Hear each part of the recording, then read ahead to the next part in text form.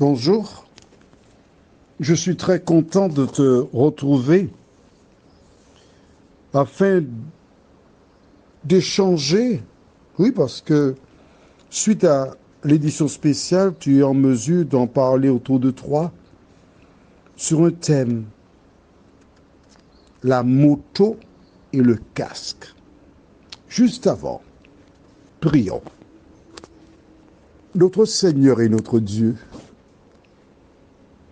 nous venons vers toi à travers cette édition spéciale afin d'accompagner des parents et interpeller des jeunes. Que le Saint-Esprit nous éclaire. Au nom de Jésus et pour ta gloire éternelle. Amen. Il m'arrive de voir des petits-enfants monter à vélo. Des parents achètent juste le vélo et les petits, avec les deux petites roues qui leur servent pour l'équilibre, pédalent. Et ensuite, ils grandissent et ils ont des vélos un peu plus grands jusqu'à ce qu'ils arrivent à la moto.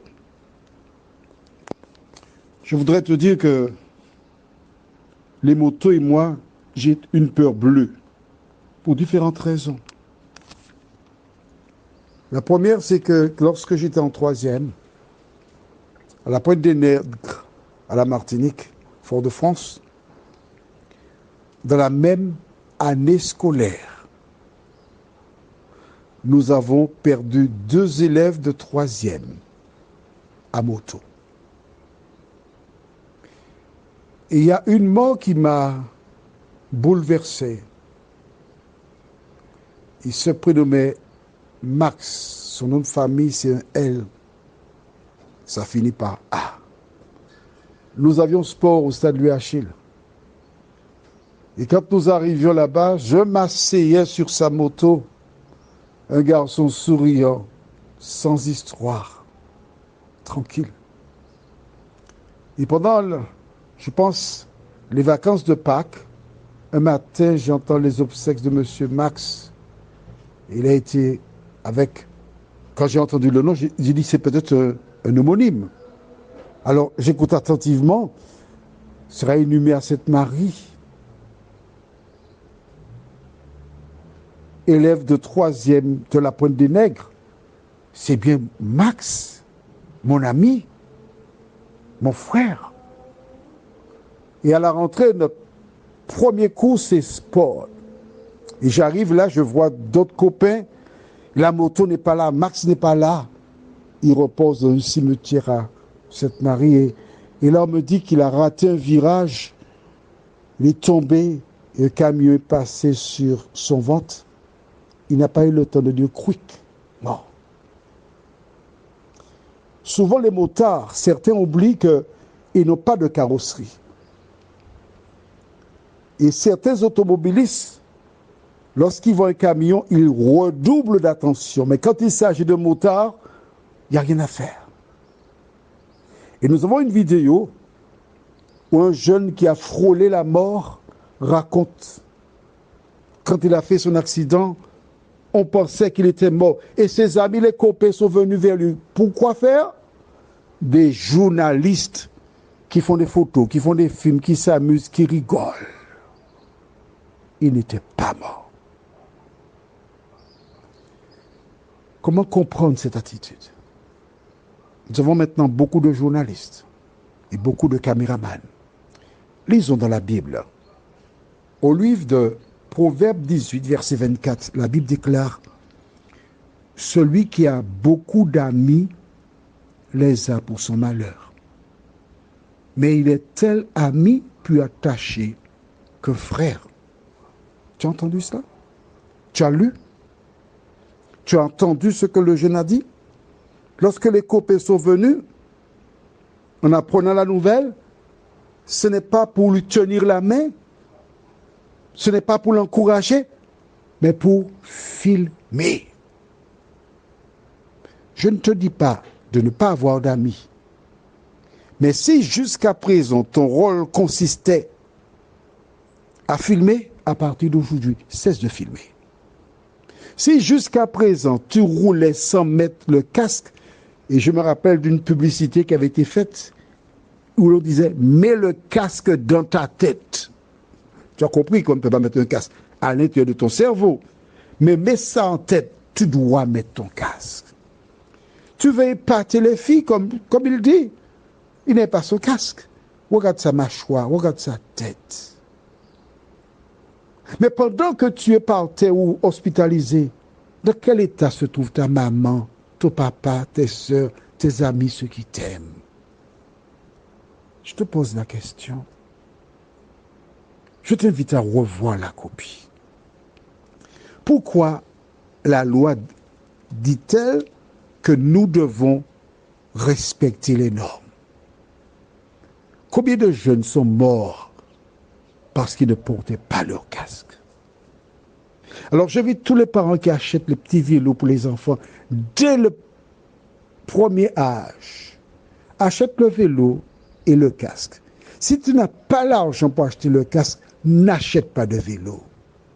Au fur et à mesure qu'il grandit, il faut qu'il porte le casque. C'est toi qui as mis cet enfant au monde, maman. Veille à ce qu'il prenne les bonnes habitudes très tôt de porter le casque. Allons au livre de Romains, chapitre 13, les versets 1 à 6. Que toute personne soit soumise aux autorités supérieures, car il n'y a point d'autorité qui ne vienne de Dieu. Et les autorités qui existent ont été instituées de Dieu. C'est pourquoi celui qui s'oppose à l'autorité résiste à l'ordre que Dieu a établi. Et ceux qui résistent attireront une condamnation sur eux-mêmes. Ce n'est pas pour une bonne action, c'est pour une mauvaise que les magistrats sont à redouter. Veux-tu ne pas craindre l'autorité? Fais le bien et tu auras son approbation. Le magistrat est serviteur de Dieu pour ton bien. Mais si tu fais le mal, crains, car ce n'est pas en vain qu'il porte l'épée, étant serviteur de Dieu pour exercer la vengeance et punir celui qui fait le mal. Il est donc nécessaire d'être soumis, non seulement par crainte de la punition, mais encore par motif de conscience.